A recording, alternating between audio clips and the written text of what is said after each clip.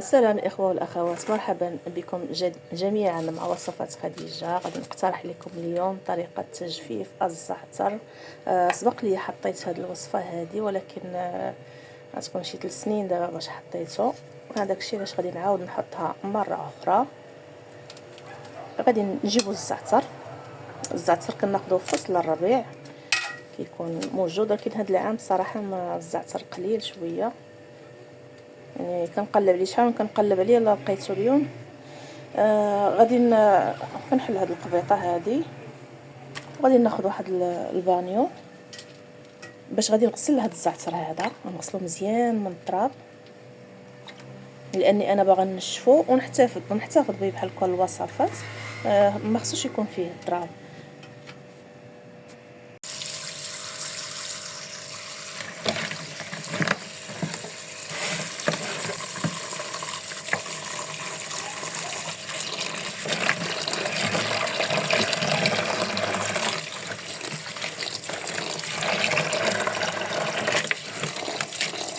كيف ما كتشوفوا فيه التراب بزاف، غادي نغسلو مزيان وغادي نرجع معكم. دابا انا غسلت الزعتر مزيان من التراب، وغادي نخليه فواحد الشبكه حتى يتسقطر من الماء، وغادي ناخذ واحد السربيته تكون نقيه، وغادي نسرح فوق منها هذا الزعتر ونخليه ينشف. غادي ناخذ واحد السربيته، غادي نسرح فوق منها هاد القبيطات ديال الزعتر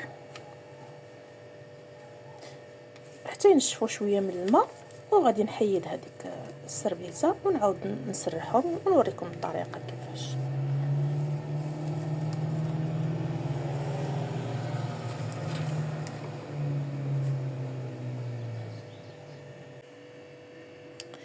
دابا الزعتر ها هو تقريبا نشف من الماء، غادي نحيدو من هنا وغادي نسرحوه، نحاولوا نسرحوه مزيان باش ينشف لينا دغيا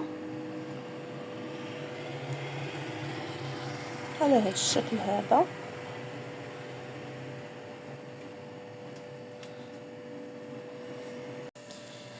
كيف ما كتشوفوا انا سرحت الزعتر واحد الصينيه، وغادي نخليه في الظل حتى ينشف تماما.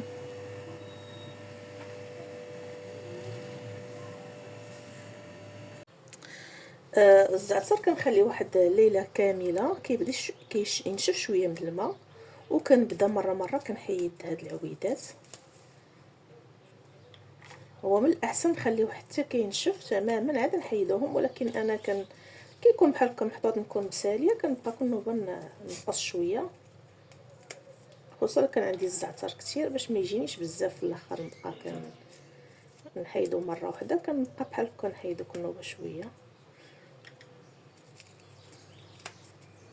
دابا هذا يلاه بيتو ليله وحده، ها هو بدا كينشف. واحد 3 ايام هكاك 4 ايام كينشف، وقد ما كان الحال سخون قد ما كينشف دغيا. غادي نستمر بحال هكا كل نوبه نحيد نفرق هاد العويدات بحال هكا.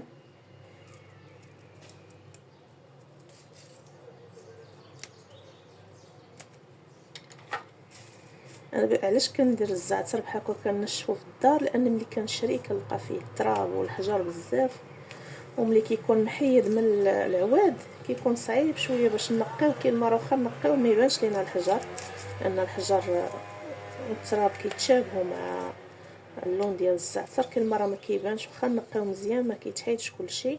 هذاك الشيء علاش كنفضل هاد الطريقه هذه دائما. في وقت الزعتر كنجيب الزعتر بحال هكا خضر ونشفو في الدار، نغسلو مزيان ونصايبو وكنحطو، وملي كنبغي نطيب به كنكون ضامنه انه نقي ما فيه لا حجر لا تراب. غادي نبقى مره نحيد هاد العويدات حتى ينشف لي الزعتر تماما، وغادي نرجع معكم في الاخير باش تشوفوا الشكل النهائي ديالو.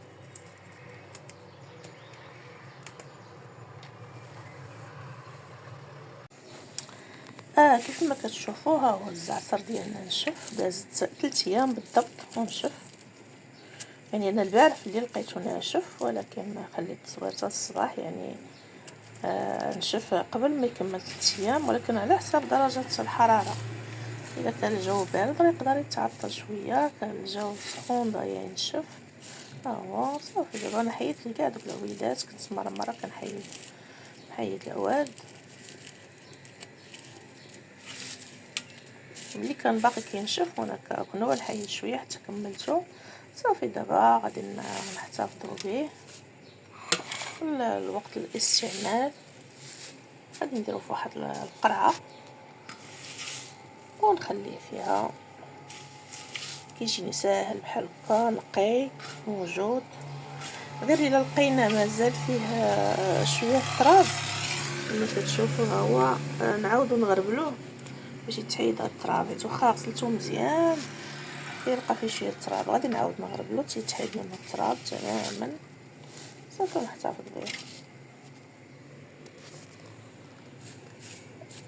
نتمنى تستافدوا من هذه الفكره، وغادي نخليكم حتى نتلاقى معكم في الفيديو القادم ان شاء الله.